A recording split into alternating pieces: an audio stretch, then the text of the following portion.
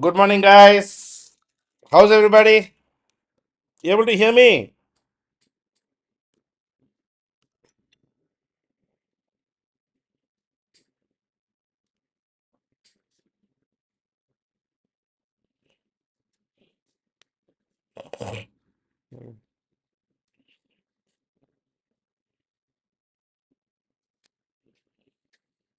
आवाज सुनाई दे रही है?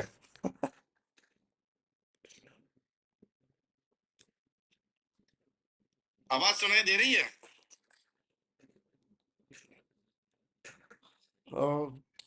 Okay, let us begin the first session for the day. So we are back again with the MCQ series, guys. These MCQ crash classes will continue for a substantially long period of time for all those 2024 aspirants. चलता रहेगा. Yes, my health is perfectly fine. No big problems. Because presently my problem is in the hall. So as long as that doesn't come inside the room, I have no problems. First question for the day.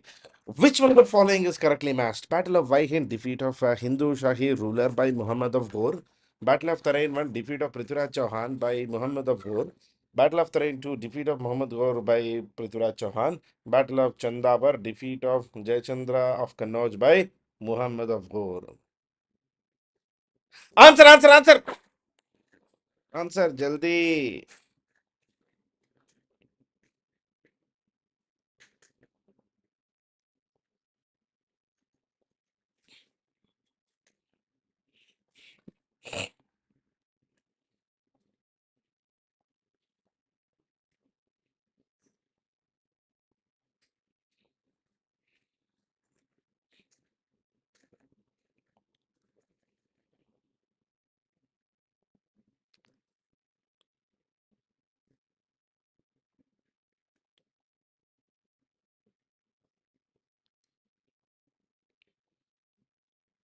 So nobody is actually reading the question at all.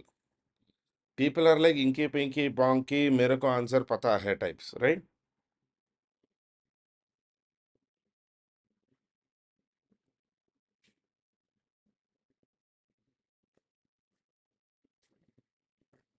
एक तो वाहिंद was fought by Ghazni, so that is out of the question.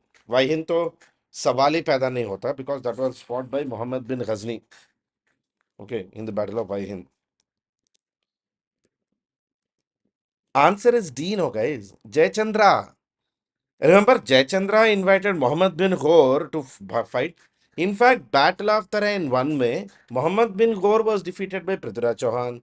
Battle of Tarain 2 में Prithviraj Chauhan was defeated by Muhammad bin Ghor. I don't even know why people are putting C.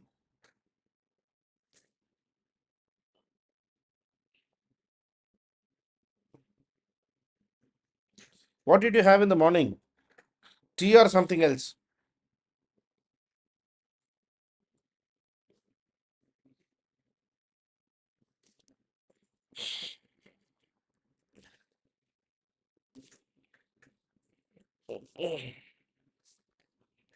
Putting the answer is not important. Putting the right answer is important.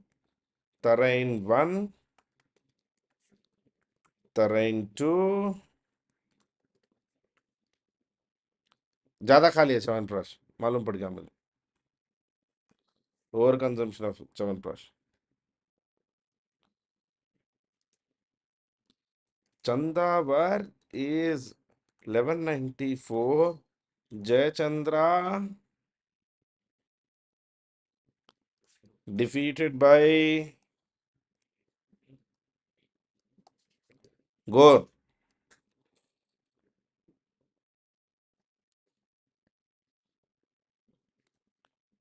ये कुणाल और Sandeep.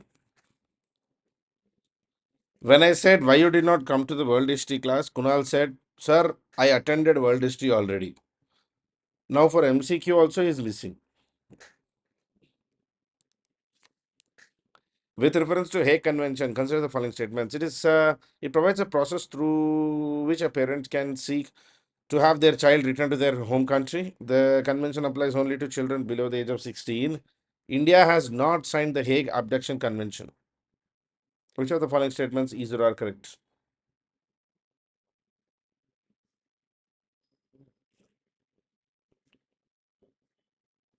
Hague Abduction Convention.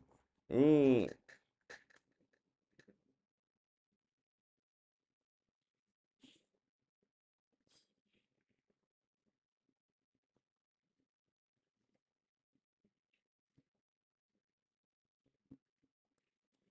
नहीं पता ना.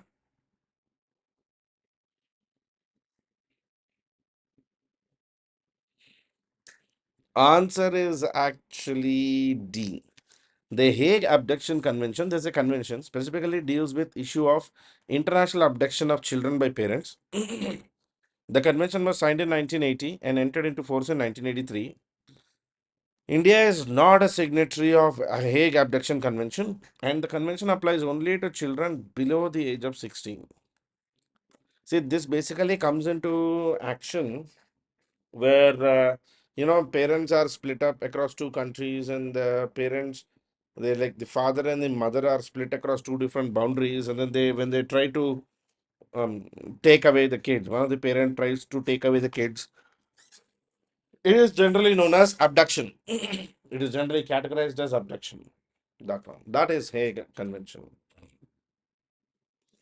With reference to International Renewable Energy Agency, IRENA, consider the following statements. It is the first international organization to focus exclusively on renewable energy, addressing needs in both industrialized and developing countries. It was founded in 2009, and the statute entered into force in July 8th, 2010. And the agency is headquartered in Paris, France. Which of the following statements above is or are correct?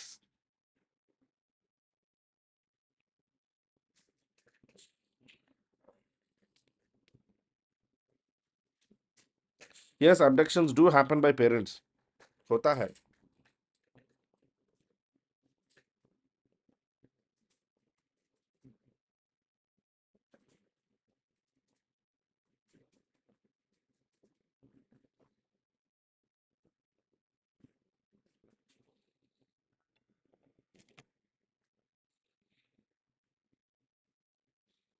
Why not? Abductions do happen. Irina. Answer is A. International Renewable Energy Agency is an international intergovernmental organization mandated to facilitate cooperation, advance knowledge, and promote the adoption and sustainable use of renewable energy. It is the first international organization to focus exclusively on renewable energy, addressing needs in both industrialized and developing countries. It was founded in 2009, and its statute entered into force on 8th of July 2010. The agency is headquartered in Masdar City, Abu Dhabi. The answer is A. IRENA is an official UN observer. IRENA is an official United Nations observer of renewable energy. Char Chapori culture was in sometimes in news. Here, Char Chapor is referred to original inhabitants of Assam, some kind of pottery, migrants from Bangladesh, shifting riverine islands of Brahmaputra. Char Chaporis.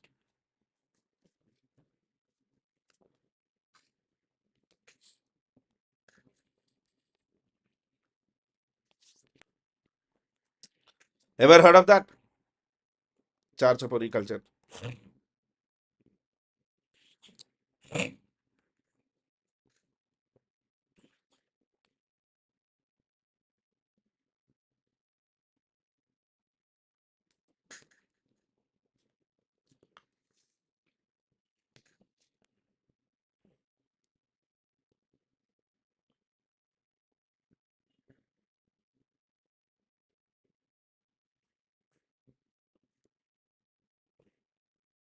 It is mainly Char Chapuris are shifting riverine islands of Brahmaputra and are primarily inhabited by Muslims of Bengali origin. They're locally in slang known as Mias. Char is a floating island, while Chaporis are low-lying, flood-prone riverbanks. That's why they're called Char Chaporis. Char is a floating island, while Chaporis are low-lying, flood-prone riverbanks. prone to floods and erosions. These areas are marked by low development indices. 80% of the Char population lives below the poverty line. A UNDP Assam Human Development Report from 2014 described the Char areas as suffering from communication deficits, lack of adequate schooling facilities beyond the primary, girl child marriage, poverty, and illiteracy. It seems to be another major problem, illiteracy in the Char Chapuri cultures. Consider the following statements about the G20 grouping. G20 is an informal group of 19 countries and the European Union with representatives of IMF and World Bank. G20 membership comprises a mix of world's largest advanced and emerging economies, representing about two-thirds of the world's population. G20 has its permanent secretariat in New York. Which of the following statements given above is or are correct? 1 and 2, 2 and 3, 1 and 3, 1, 2 and 3.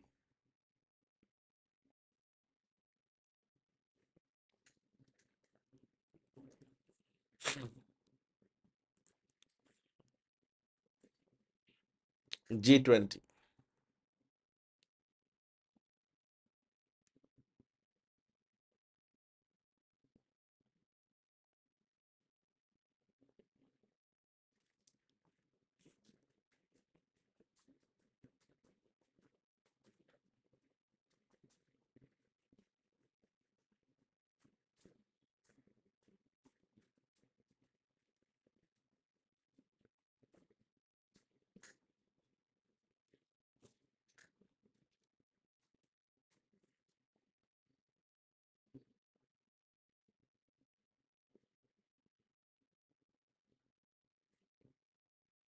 See, G20 does not have a permanent secretariat. This everybody sort of knows. This is a well-known fact. G20 का खुद का एक secretariat कहीं नहीं है. That everybody knows. So answer, third option is definitely wrong. So you're available with only A, one option. It's an informal grouping of 19 countries plus European Union with IMF and World Bank as representatives, with representatives of IMF and World Bank. G20 comprises world's largest advanced and emerging economies put together, representing two-thirds of world's population, 85% of world's gross domestic product, 80% of global investments, and over 75% of global trade. All of this put together comes as G20. Main members of G20 are Argentina, Australia, Brazil, Canada, China, France, Germany, India, Indonesia, Italy, Japan, Republic of Korea, which is South Korea, Mexico, Russia, Saudi Arabia, South Africa, Turkey, and United Kingdom, United States, and European Union. Remember, G20 has no permanent secretariat, no permanent base or no standard base for G20. Which of the following countries are members of Shanghai Cooperation Organization? Russia, Kyrgyzstan, Afghanistan, Uzbekistan, and India. Select the correct answers from the codes given below. 1 and 2 only, 1, 3 and 4 only, 1, 2, 4 and 5 only, 2, 3, 4 and 5 only.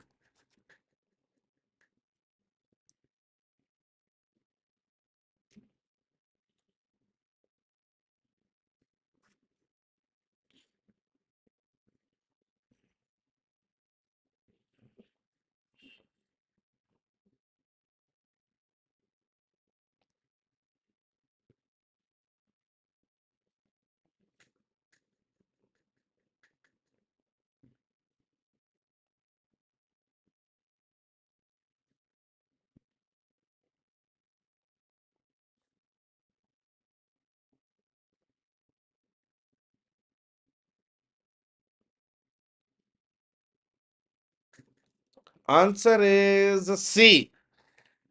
Russia, India, Kazakhstan, Kyrgyzstan, China, Pakistan, Tajikistan, Uzbekistan are the full-time members of SCO 1, 2, 4, and 5. Afghanistan 1, 2, 4, and 5. Afghanistan is not yet a full member.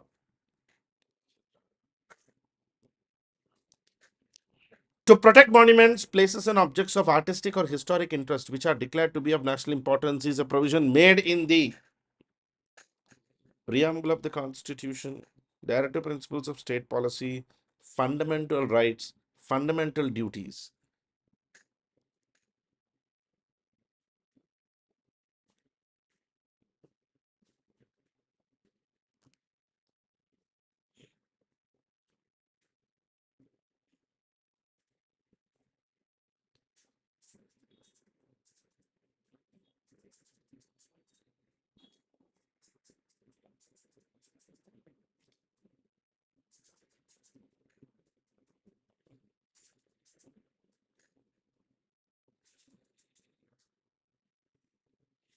DPSP, no. It's a Directive Principle of State Policy, Article 49, to protect monuments, places, and objects of artistic or historic interest which are declared to be of national importance.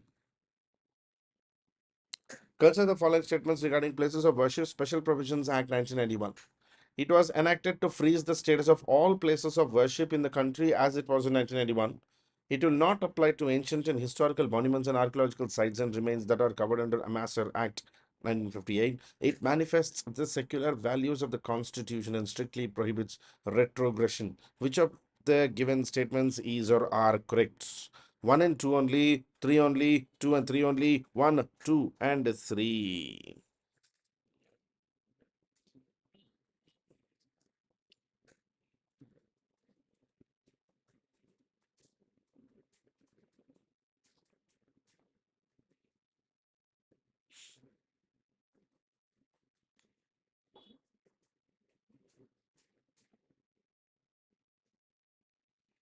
Places of Worship Special Provisions Act 1991.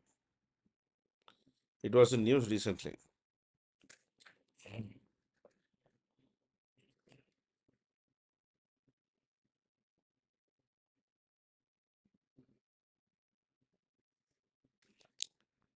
Answer is C. See, Places of Worship 1991 Act says that no person shall convert any place of worship or any religious denomination into one of other denomination or section. It contains a declaration that a place of worship shall continue to be the same as it was as of 15th August 1947. So, see, this issue actually came into prominence during the discussions about the Gyanvapi Mosque issue.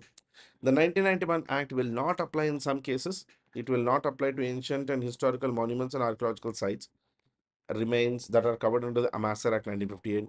It will also not apply to any suit that has been finally settled or disposed of, any dispute that has been settled by the parties before 1991 Act came into force, and also conversion of any place that took place by acquiescence. Okay. The act specifically exempted from its purview the place of worship commonly referred to as Ram Janmabhoomi Babri Masjid in Ayodhya. It was actually done to preserve the scope for a negotiated settlement. Um, In 2019, Ayodhya verdict, the Constitution bench led by former Justice Ranjan Gogoi referred to the law and said it manifests the secular values of the Constitution and strictly prohibits retrogression. Retrogression is taking things to the back perspective. Like Gyan Vyapi Mask 1952 में ये था उससे पहले कुछ और था उससे पहले कुछ और था. If you start doing retrogression, you will keep going to any limit. There is no limit to where the retrogression actually ends for any version, any thing. Sinho Commission was in news recently, is basically associated with. Very good morning, Aditi. Good morning, good morning. Sinho Commission.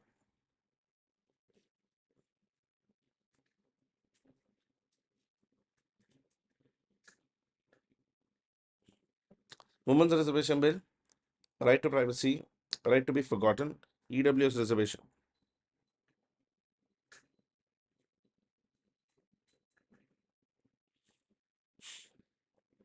Good, good, very good, very good. Economically weaker section reservation was granted on the basis of SR Sinho Commission. It recommended that all people below the poverty line within a general category must be notified from time to time.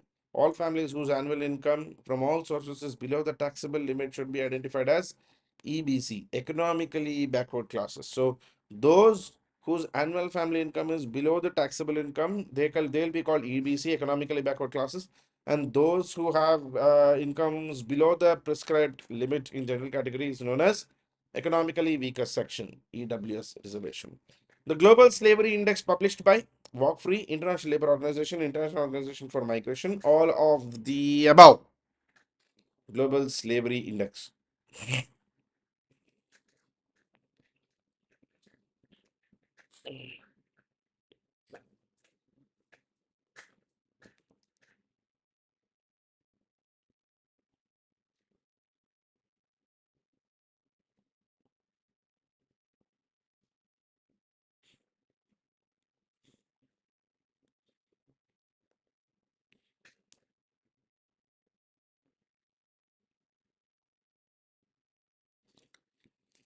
Global Slavery Index is actually published by an organization called Mindero Foundation's Walk Free Initiative.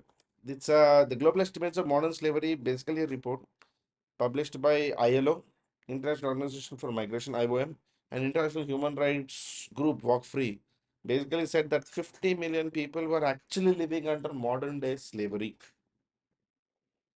50 million, 50. It is actually given by Walk Free Initiative, Mindero Foundation's Walk Free Initiative. Consider the following statements.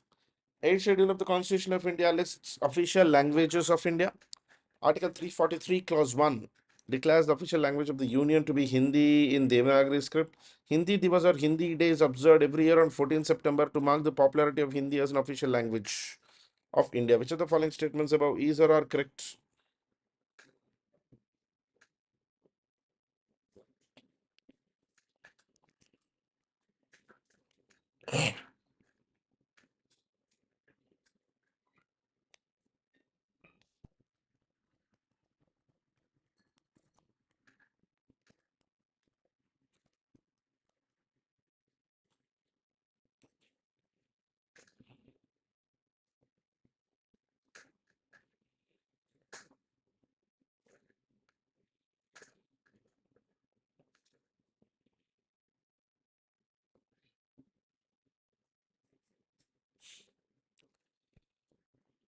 Answer is D. Yes. Assamese, Bengali, Gujarati, Hindi, Kannada, Kashmiri, Konkani, Malayalam, Manipuri, Marathi, Nepali, Odia, Punjabi, Sanskrit, Sindhi, Tamil, Telugu, Urdu, Bodo, Santhali, Maithili, and Dogri are the 22 official languages recognized under the 8th schedule.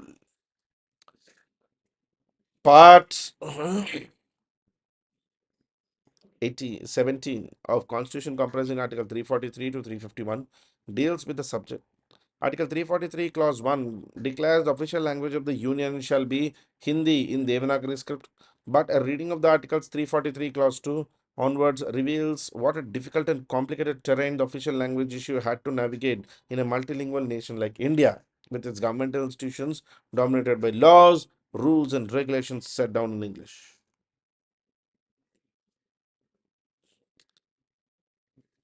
See, official language is a very complicated issue for us. September 14th, आज भी हिंदी दिवस के नाम पे मनाया जाता है.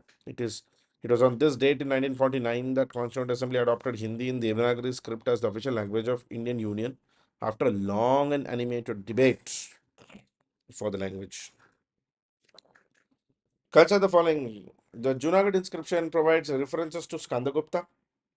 Parnadatta was appointed as the governor of Saurashtra by Skandagupta. Skandagupta issued 8 types of coins. Which of the following statements is or are correct? 1 and 2, 2 and 3, 1 and 3, all of the above.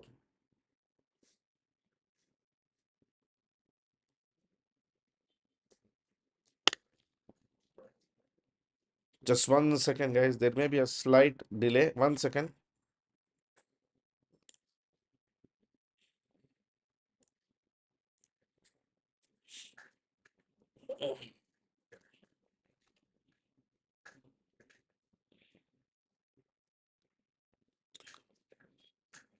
Answer is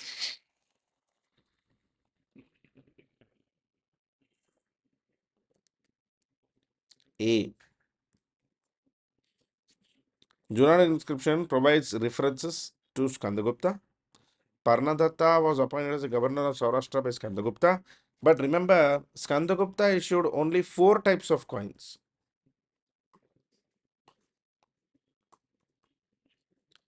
8 types of coins is Samudragupta.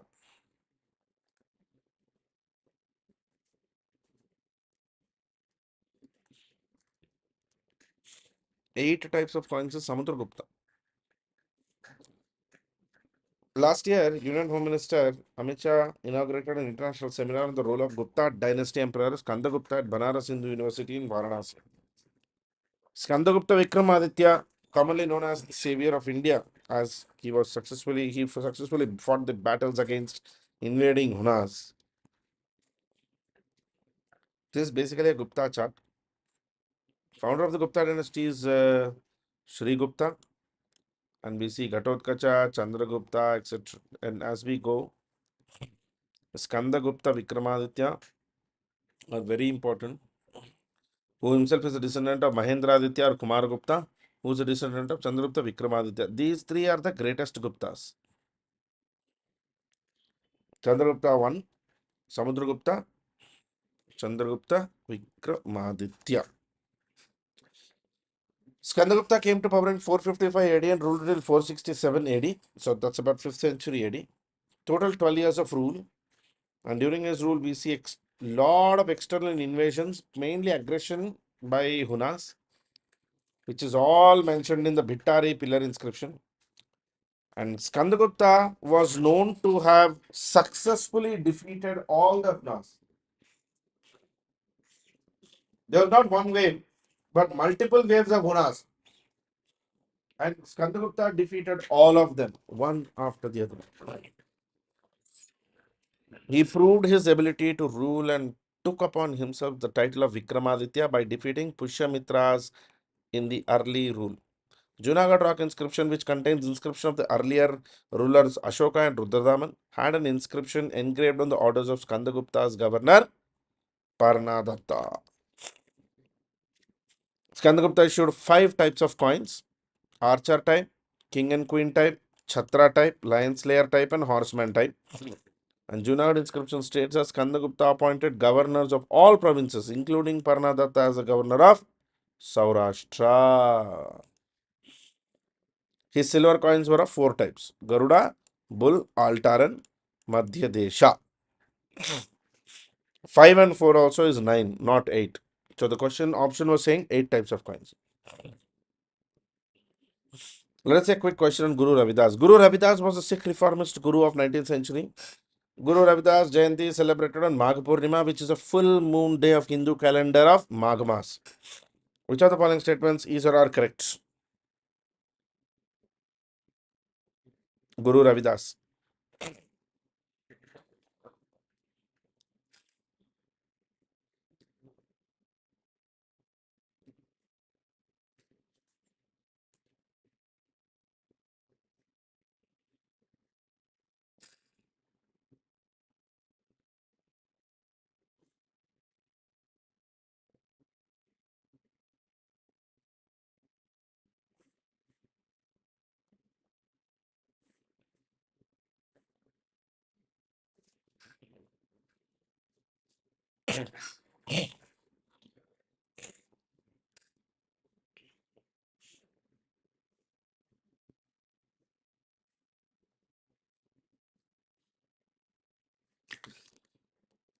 Answer is B, B, B.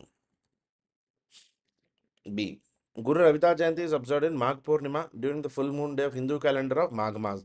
He is actually a North Indian mystic of the Bhakti movement.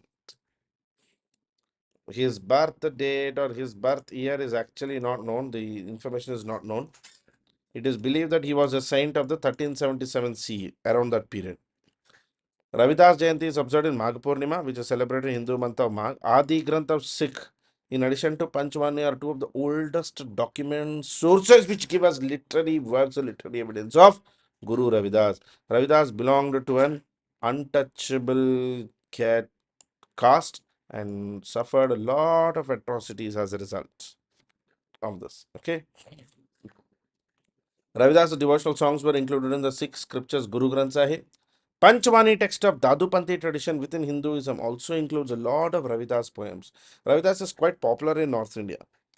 He is believed to be a disciple of the Bhakti saint Ramananda and contemporary of Bhakti saint poet Sant Kabir. So Kabir and Ravidas were contemporaries. One of his famous disciples was Mirabai. The Krishna Bhakt Mirabai was a disciple of Guru Ravidas. Among Ravidas' moral and intellectual achievements were conceptions of Begumpura, city known for not having any sorrow. Begumpura, the city without any sorrows, and a society where caste and class were no longer important. Ravidas spoke against caste divisions. He spoke of removing them to promote unity. In fact, Ravidas' followers are today known as Ravidasyas. He taught about the omnipresence of God and said that human soul is a particle of God. Hence, Ravidas rejected the idea of people considered low caste cannot meet God. Because according to Ravidas, all people are made by God, and the only way to meet God was to free the mind from this duality. Consider the following statements. Guru Gobind Singh, the 10th Sikh Guru, was born in Talwandi, Lahore. The annual celebration of Guru's birthday is based on Nanak Shahi calendar. Which of the following statements is or are incorrect?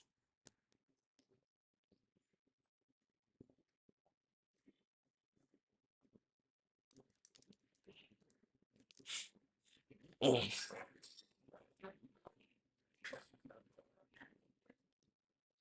of the following statements is or are incorrect?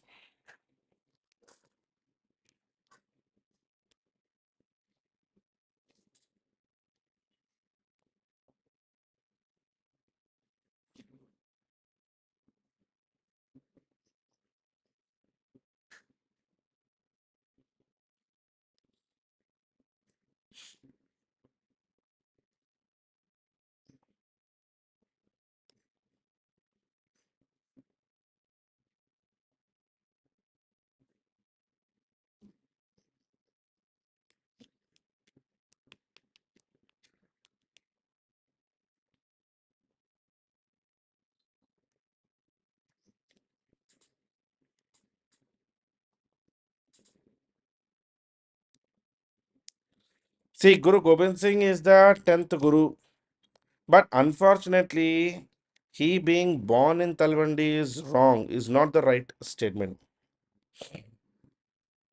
Talwandi mein it was Guru Nanak, not Gobind Singh. Gobind Singh Ji is the 10th Guru. Talwandi is the first Guru, first Sikh Guru. Annual celebrations of Guru Gobind Singh Ji's are based on Nanak Shahi calendar. Yes, सही है. हाँ, Gobind Singh Ji Bihar के हैं. I mean, he was born in Patna, Bihar, in December 22nd, 1666. His birthday sometimes falls either in December or in January or even in both the months of the Gregorian calendar. Um, the celebration of Guru's birthday is based on Nanak Shahi calendar. That part is right.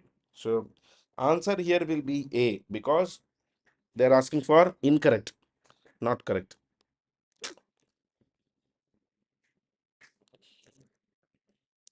He became the Sikh Guru at the age of 9 after the demise of his father, Guru Tegh Bahadur Singh Ji, the ninth Guru, who was killed by Aurangzeb. He is known for his significant contributions to Sikh religion, including the introduction of the 5K principle: Kej, the long hair; Kangha, the comb; Kada, the iron bracelet; Kachera, the cotton tieable undergarment or unique; and Kirpan, the iron dagger which they carry with them. Yes.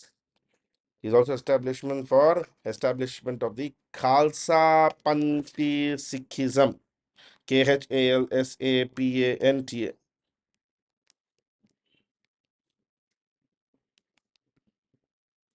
Khalsa Panthi Sikhism. He only established. Followers of Sikh faith religiously follow the morals and codes of discipline set up by Guru Gobind Singh. Gobind Singh Ji fought against the Mughals later in Battle of Mukhtar in 1705. He was assassinated in 1708. He named Guru Granth Sahib, the religious text of Khalsas and Sikh, as the next Guru of the two communities. So basically, Guru Gobind Singh Ji ended the practice of individual or personal guruship. Okay, the 10th Guru, Guru Gobind Singh Ji. He died on October 7, 1708, declared Guru Granth Sahib as his successor and guide of Sikh and created Khalsa. He was expert or well versed in Hindi, Urdu, Sanskrit, Persian, and Gurmukhi. Gurmukhi is a style of the writing. At the age of 9, he became the 10th Sikh Guru after the martyrdom of his father, Guru Tegh Bahadur. He wrote Var Shri Bhagavati Ji Ki and Chand Di Var in 1684, and also Jap Sahib books. His sons Zorawar and Fateh faced execution in the hands of Nawab Wazir Khan for not embracing Islam, while his other sons Ajit Singh and Jujar Singh died fighting at Battle of Chakmore. He had four sons: Zorawar, Fateh, Ajit, and Jujar. All the four were killed by Mughals. 13th April 1699, we see the establishment of Khalsa Panthi Sikhism, which is basically the Baisakhi Day. उसी दिन Khalsa Panthi Sikhism was established. Baisakhi is also an harvest festival in the states of Assam. It is known as Bihu. In Bengal, it is Nabab Barsha. In Kerala, it is called Purnima Vishu and all that. It is basically regarded as a harvest festival and marked by the establishment of Khalsa tradition. Remember, most important books of Sikhism is Guru Granth Sahib. It is placed in Harminder Sahib, the Golden Temple. It is a collection of myths and shloks compiled during 1469 and 1708. It is written entirely in Gurmukhi. It is considered the 11th Guru by Sikh because Guru Gobind Singh Ji ended the practice of personal or individual Guruship and started the practice of book-based Guruship. Gobind Singh Ji added 115 hymns or shlokas of Guru Tegh Bahadur to it, and after which it was known as Guru Granth Sahib. Previously, it was known as Guru Adi Granth Sahib. Recent last year, government released a small postage stamp regarding 750th birth anniversary of Sri Vedanta Dasikan.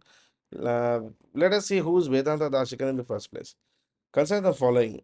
Sorry, वेदांत दासगन के बारे में एक छोटा सा ये हुआ था.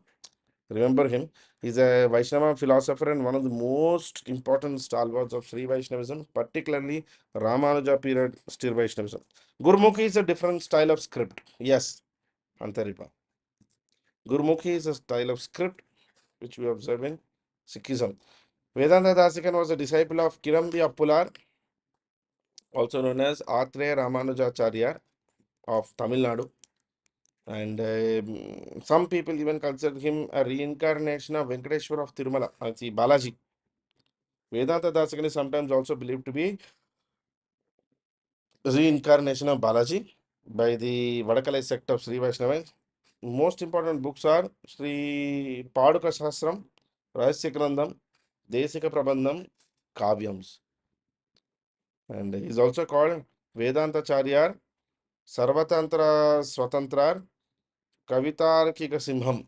All the three are different books given by him only. He only wrote. Very important question recently in news. Basavanna was a 12th century philosopher, statesman, Kannada poet, and social reformer during the period of Vijayanagara king Kempegowda I in Karnataka. Basavanna spread social awareness through his poetry, popularly known as Anubhava Kavyas. Which of the following statements is or are incorrect?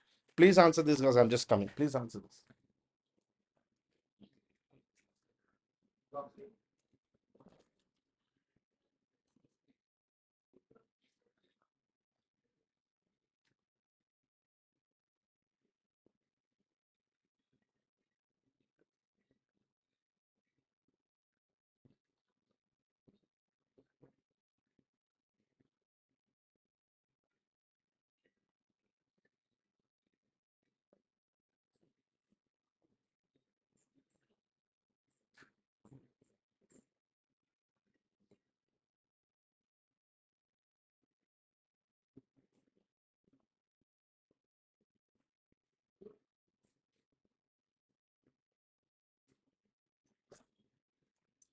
ఎన్ని ఉన్నాయి cup?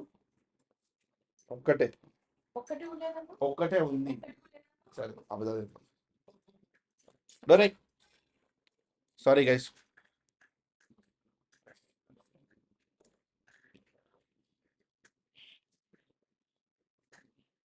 Class start होके 15 minute almost 45 minutes हो रहा है and I didn't get my coffee.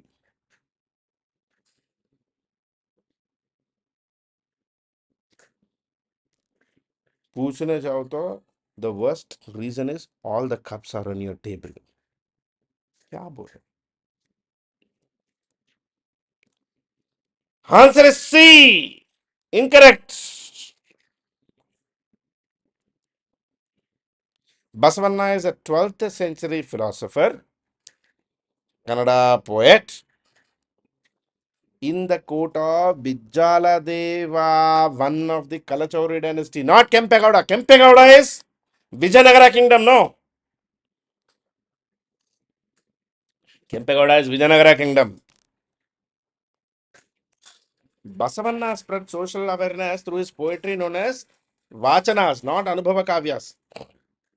He introduced a public institution called Anubhava Mandapa, which welcomed men and women from all socio-economic backgrounds to discuss spiritual and mundane questions of life in open. Basavanna rejected gender or social discrimination, superstitions, rituals, and all those sort of stuff. Okay. As a leader, Basavanna developed and inspired a new devotional movement known as Veerashaivas or ardent heroic worshippers. Veerashaivas are worshippers of Shiva. This movement shared its roots in Tamil Bhakti movement, particularly Shaiva Nayana tradition over 7th and 11th century.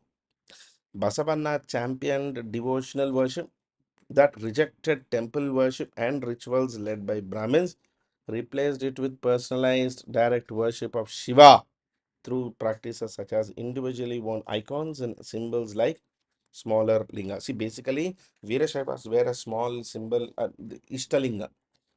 They wear a thing called Ishtalinga. Basavanna is actually the first Kannadiga in whose honor a commemorative coin has been minted. And also in 2015, Prime Minister Narendra Modi opened a bust or copper bust of Basavanna on the banks of Thames River in Lambeth, in London. Okay. Yeah. He started the Sharana movement. He presided over where it was like basically a casteless multi movement where it produced a corpus of literature, vachanas, unveiled the spiritual universe of Veerashaiva saints.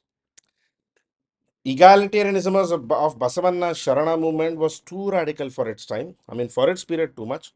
But that's why he established the Anubhava Mandapas where people could come, discuss about the Sharana movement, see what it could be do, what could be better in it. They organized weddings where bridegroom was from the lower caste and bride was a Brahmin. They Sharanas used to do even this interreligious, intercaste marriages as well. Consider the following statements regarding Savitribai Phule. She was the first female teacher in India in 1848 and opened a school for girls. She was the founder of the Satya Shodhak Samaj. Which of the following statements is or are correct? Only one, only two, both one and two, none of the above.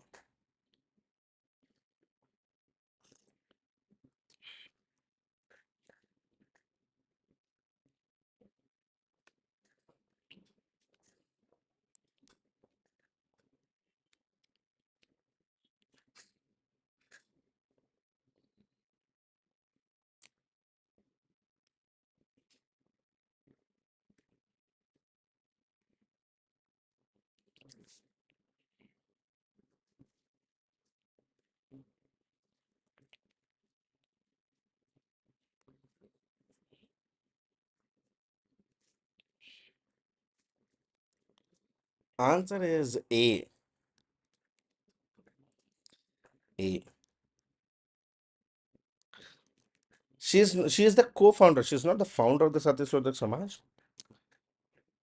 Savitribai Phule was born on Jan 3rd, 1831.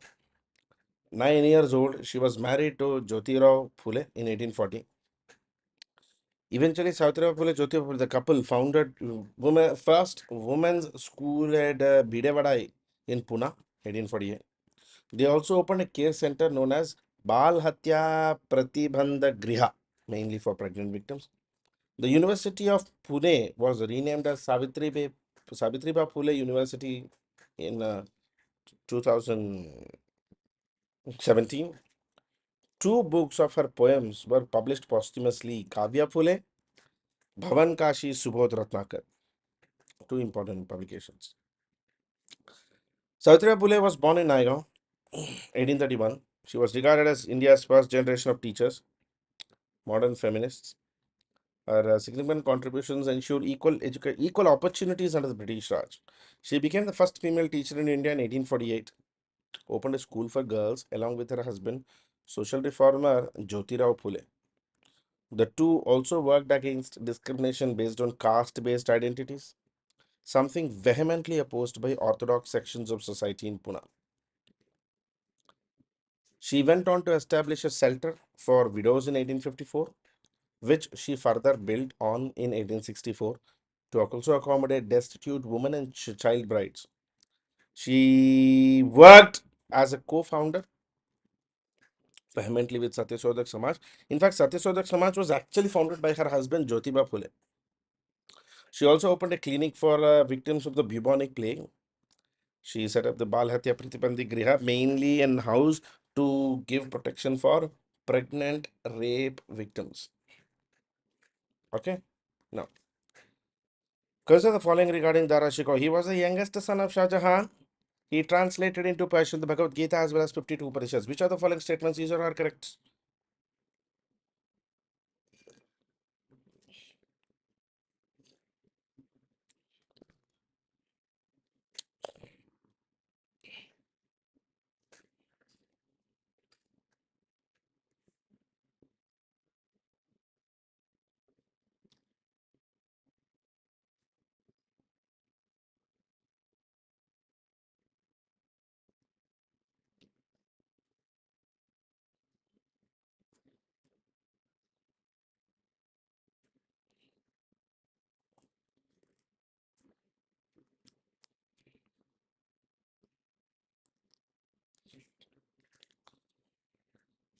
Dara Shikoh, Dara Shikoh. Consider the following regarding Dara Shikoh. Answer is B. He was not the youngest, he was the eldest. Ministry of Culture recently set up a 7-member panel of ASI to locate the grave of Dara Shikoh because Dara Shikoh was killed, but his exact grave is not marked because he was killed by Aurangzeb, but Aurangzeb did not mark his grave. Dara is believed to be buried somewhere in Humayun's tomb complex in Delhi, one of around 140 graves which are there in that entire complex of the Mughal clan. He was the eldest son of Shah Jahan, also brother of Aurangzeb. He was killed after losing a war of succession in the Battle of Deorai and Battle of Samugad.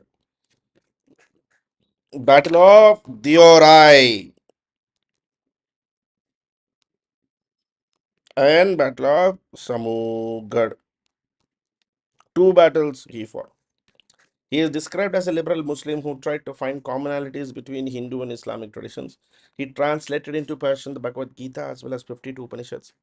According to Shah Jahan Nama, after Aurangzeb defeated Dara Shikoh, he brought the latter to Delhi in chains, cut off his head, sent to Agra fort while his head was sent to Agra fort while his torso was buried in Humayun's tomb complex. In fact, the problem is that when Dara Shikoh's body was buried, the body was not even marked. That was the problem. Dara is basically been described as one of the greatest free thinkers of his time. In fact, his translations of Upanishads are known to be very few upper caste Hindus, which earlier known only to very upper caste Hindus, into Persian actually made it accessible to a lot of people in those days. Some historians argue that if Dara Shikoh had ascended the Mughal throne, the Indian story would have been different. It could have saved thousands of lives in religious classes. He was an exact antithesis, exact reaction, exact counter to Aurangzeb. Aurangzeb was this Religious bigot, religious psychopath tha. Dara was not. No one knows exactly where Dara Shikoh is buried. All is known to the historians is that it's a small grave in Humayun's tomb complex. Italian traveler Niccolo Manucci gave a graphic description of the days and travels of Manucci as he was there as a witness to the whole thing. The- there's only one basis for this thesis. ASI's biggest challenge is that most graves in the complex have absolutely no name. Consider the following. Just one second. Huh. Consider the following regarding Lord Curzon. Calcutta Corporation Act 1899 was passed during the period. The Agriculture Research Institute in Jamshedpur was established during his viceroyalty. Curzon was instrumental in annulment of Bengal partition in 1905. Which of the following statements is or are correct? Lord Curzon. We've seen the Viceroy's chapter. We've already seen the Viceroy's chapter.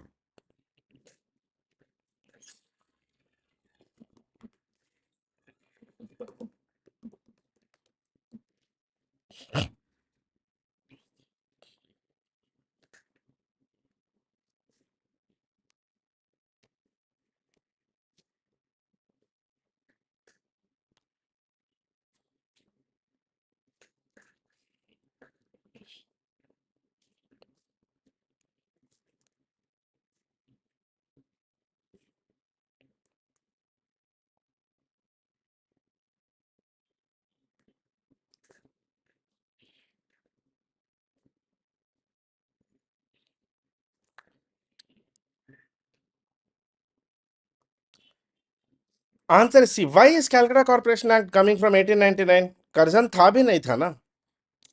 Guys. Curzon was not even in India in 1899.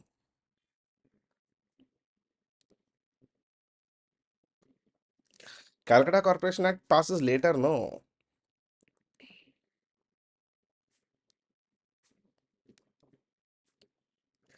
Bengal governor recently tweeted about the iconic Curzon table. I mean, Bengal governor tweeted about Curzon table. In fact, you know the funniest part? The current West Bengal governor's office still maintains the same table which Lord Curzon used. Curzon was a success. In a way, we always consider Lord Curzon to be the actual true successor of Lord Dalhousie. Curzon was a great imperialist, authoritarian, ruthless in his ways, and wanted to achieve too much at too great price. The time for his governorship was the formative phase of Indian national movement, and he tried to strangulate Indian nationalism and freedom movement by all fair and foul means. I mean, he wanted to stop it. In fact, he was one of the guys who used to famously say that my only aim in India is to see the peaceful demise of Congress. 1911. Yes.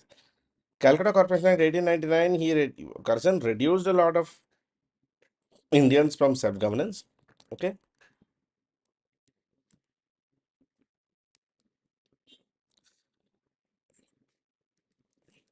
He also passed the Universities Act, the Fraser Commission of Andrew Fraser Police Commission. He looked at Indians with contempt and insulted Indians. He described Bengalis as cowards, windbags, impractical talkers, and mere frothy patriots. During his period, the Pusa Research Institute, Agriculture Research Institute of Pusa, was established. Not the Agriculture Research Institute is not in Jamshedpur; it is in Pusa. He also constituted the 1902 Universities Commission, mainly to inquire into university education in India, which eventually he passed as Universities Act 1904. We have seen this in the Viceroy's class. An Imperial Cadet Corps became an instrument for Indianization of army later. Also was established by Curzon only, Indian Cadet Corps. And 1902, he established the Fraser Commission, basically the Police Reform Commission. He set up training schools for both officers and constables and introduced provincial police service.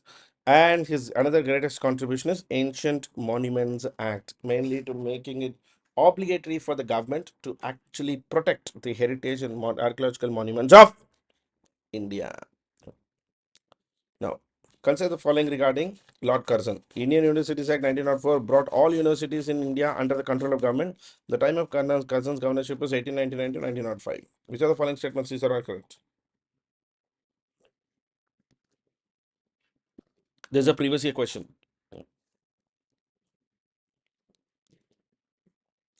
This is a previous year question, guys.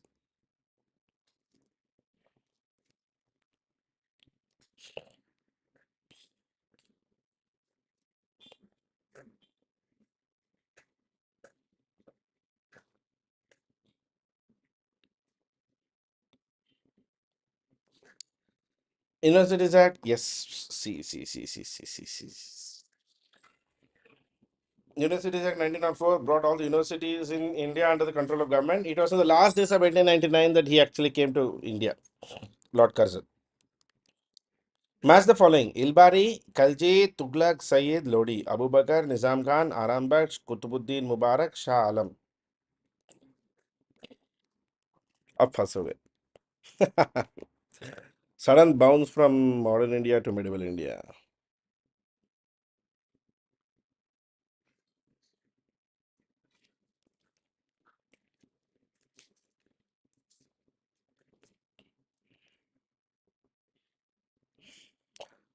Hmm.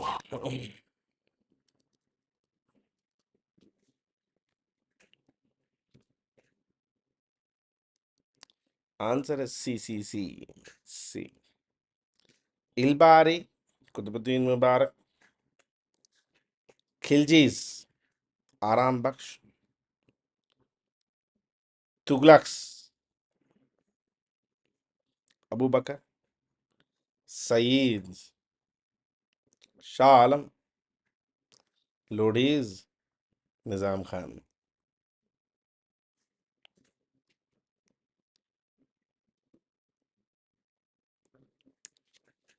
Last question for the day. Match the following terminology.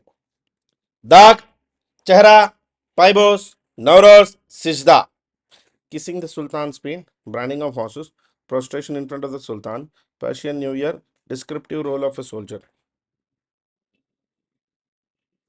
Oh yes, every session you need to have one bouncer, no part.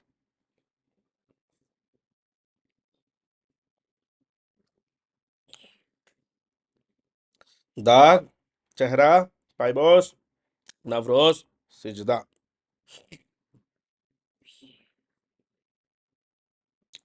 Dag, branding of the horses,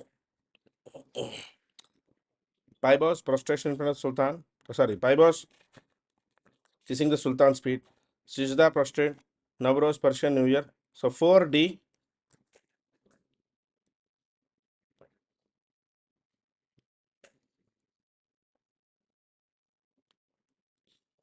2E, 1B, 3A. Answer is B. Varsha, that's a good strategy. Yes, that's a good strategy. Okay, guys, so that's it in the session for today of MCQs. Let us meet today and the evening at 8 p.m. We will have 9 p.m. Today we'll have at 9 p.m. 9 p.m. World History, Unification Movements, Unification and Nationalism, and MCQ series will be tomorrow morning at 8 a.m. So सुबह 8 बजे MCQs, शाम के 9 बजे regular academic history class. Okay, thank you guys. You have a nice day. Do me one small favor, spread the word to as many people as you can. Tell your fellow aspirants who have not come to these classes, tell them they can definitely benefit from this MCQ series. I'll keep doing it consistently. Okay, do spread the word. All classes will be free. 8 baje MCQ. Thank you. Bye bye.